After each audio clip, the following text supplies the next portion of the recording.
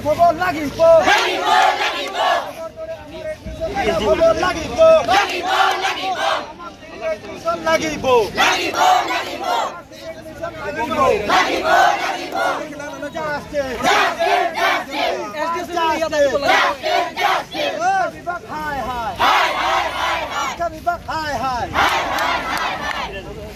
want justice. We want justice. Come on, hi.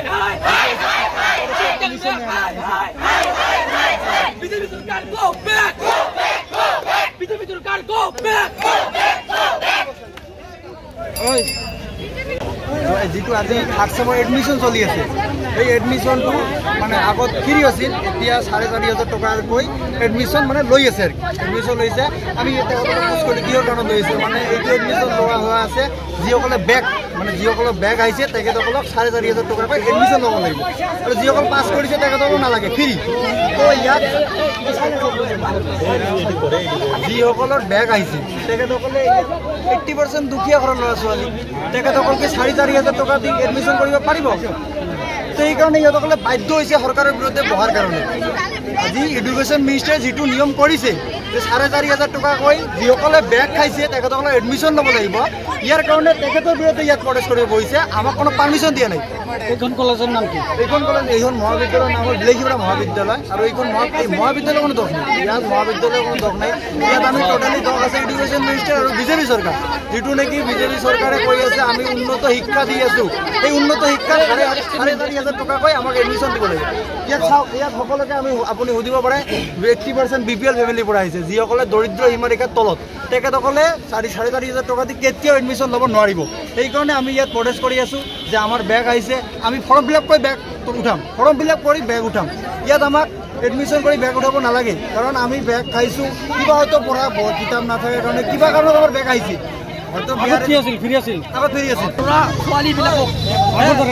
আগৰ দৰে যে ফ্ৰী এডমিশ্যন হৈ আছে সেই এডমিশ্যন যাতে আমাৰ দিয়ে আৰু আমালোকৰ চৰ এলেকাৰ মানুহ আমালোকৰ মান্থলি ইনকামে 9,000 পৰা 12,000 টকা আমালোকে যদি 4,530 টকা দি আমাৰ যদি এডমিশ্যন হওক তেনেহ'লে আমালোকে কেনেকৈ চলিম সেইকাৰণে মই শিক্ষামন্ত্ৰীক অনুৰোধ জনাওঁ যাতে আমাৰ আগৰ বেলি দৰে যাতে আমালোকৰ এডমিশ্যন ফ্ৰী কৰি দিয়ে সেইকাৰণে মই অনুৰোধ জনাওঁ আমি আগত যেনেকৈ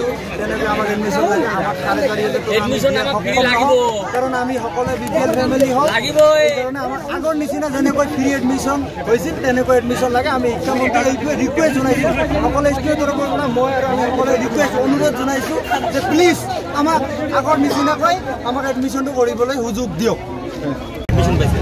কিন্তু এইবেলি ষ্টুডেণ্টবিলাকৰ বেক থকাৰ কাৰণে ষ্টুডেণ্টবিলাকক 4,500 টকাকৈ দি এডমিশ্যন কৰিব লগা হৈছে এইটো দোষ আমাৰ কলেজৰ নে গুৱাহাটী ইউনিভাৰ্চিটিৰ দোষ আমি বুজি পোৱা নাই আৰু এডমিশ্যনটো মানে হঠাৎকৈ দিছে ছোৱালীবিলাক ষ্টুডেণ্টবিলাক যে আছে এইবিলাক যে কিবা এটা যে মানে ভাবিব সেইটো টাইম দিয়া নাই গতিকে আমি শিক্ষামন্ত্ৰীক ধিক্কাৰ জনাইছোঁ আৰু মুখ্যমন্ত্ৰীক অনুৰোধ জনাইছোঁ যে আমাক ষ্টুডেণ্টখিনিক চাব লাগিব কাৰণ এই ষ্টুডেণ্টখিনি সব BPL ফেমিলিৰ পৰা হয় আৰু BPL ফেমিলিৰ ষ্টুডেণ্ট কেনেকুৱা হয় আপোনালোকে সকলোৱে জানে ইয়াত ইমানখিনি ষ্টুডেণ্ট আছে এটা ষ্টুডেণ্টটো এনেই ইনকাম নাই আৰু ঘৰৰ ফেমিলিটো তেনেকুৱাই সেইখিনি ষ্টুডেণ্ট মানে পইচা পাতি নাই আৰু ইয়াত এডমিশ্যনটো নোহোৱাকৈ মানে ইয়াত বহি আছে তো এতিয়াও কলেজৰ পৰা মানে প্ৰিন্সিপাল ছাৰ আহি ক'লে যে মানে আমাৰ ইয়াত একো দোষ নাই তো গতিকে আমি বুজি পাইছোঁ যে প্ৰিন্সিপাল ছাৰজনৰ একো দোষ নাই আৰু ইয়াত মানে গুৱাহাটী ইউনিভাৰ্চিটিৰ আমি তাক ধিক্কাৰ জনাইছোঁ যে ইউনিভাৰ্চিটিত যাতে এইবিলাক ষ্টুডেণ্টৰ প্ৰতি মানে চায় সেইটোৱে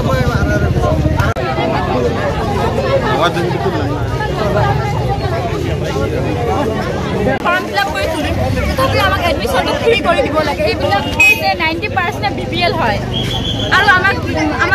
ঘৰৰ পৰা কৈছে যে বোলে তেনেহ'লে কলেজ বন্ধ কৰি দিয়া আমি মহোদয়ক এইটোৱে জনাব বিচাৰোঁ যে আমাক এডমিশ্যনটো যাতে ফ্ৰী কৰি দিয়ে আৰু 4,530 টকা কৰি দিছে বহুত দুখীয়া ঘৰৰ ল'ৰা ছোৱালী হয় আমাক এডমিশ্যনটো ফ্ৰী দিব লাগে ছাৰ এইটোৱে আমি শিক্ষামন্ত্ৰীৰ পৰা অনুৰোধ যাচিলোঁ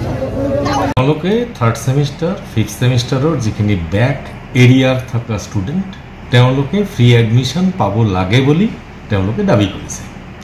গভৰ্ণমেণ্টৰ OM মতে ৰেগুলাৰ ষ্টুডেণ্ট যিসকলৰ 75% এটেণ্ডেঞ্চ আছে আৰু কোনো ধৰণৰ প্ৰিভিয়াছ ইয়াৰত বেক নাই তেওঁলোকৰ বাবেহে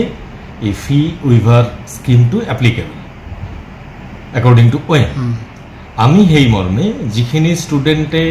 পাছ কৰা আছে তেওঁলোকৰ এডমিশ্যন ফ্ৰী কৰিছোঁ, কোনো ধৰণৰ চাৰ্জ লোৱা নাই, 0 rupees।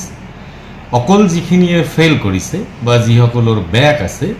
যিসকলে বেক ক্লিয়াৰ কৰিব পৰা নাই তেওঁলোকৰ বাবে যেহেতু গভৰ্ণমেণ্টৰ OM-ত নিৰ্দেশনা আছে যে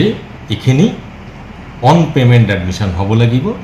পুৰাণা যেটো পেমেণ্ট সিস্টেম সেই ৰীতি অনুযায়ী তাত যেটো ফিজ আছে সেই ফি ষ্ট্ৰাকচাৰৰ পৰাও ৰেজিষ্ট্ৰেশ্যন ফিজৰ পইচাখিনি বাদ দি পেলাই যিখিনি টকা হয় বোনাফাইড যিখিনি টকা তেওঁলোকৰ পৰা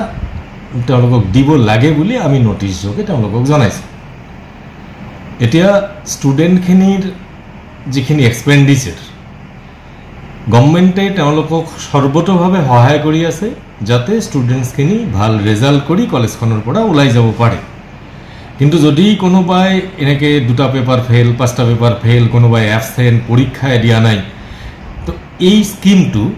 আচলতে তেওঁলোকৰ বাবে এপ্লিকেবল নহয় আজিৰ ডেটলৈকে। গভৰ্ণমেণ্টে যদি OM-খন চেঞ্জ কৰে, যি ধৰণৰ নিৰ্দেশনা চৰকাৰৰ পৰা আহিব সেইটো আমি মানি ল'ম, কিন্তু সদ্যহতে আমি যেটো নিৰ্দেশনা দিছোঁ গভৰ্ণমেণ্টৰ OM মৰ্মে সেই মতেই এডমিশ্যন প্ৰক্ৰিয়াটো চলি থাকে। আপুনিও ভুগিছে নেকি গেছৰ সমস্যাত? গেছ আৰু লিভাৰ ৰিলেটেড সকলো সমস্যাৰ একমাত্ৰ সমাধান গেষ্ট্ৰচিটি। বডজম, এচিডিটি, ফেটি লিভাৰ, পাইলছকে আদি কৰি ভিন্ন গেছৰ সমস্যাৰ সমাধানৰ বাবে কেৱল আপোনাৰ কাষত গেষ্ট্ৰচিটি।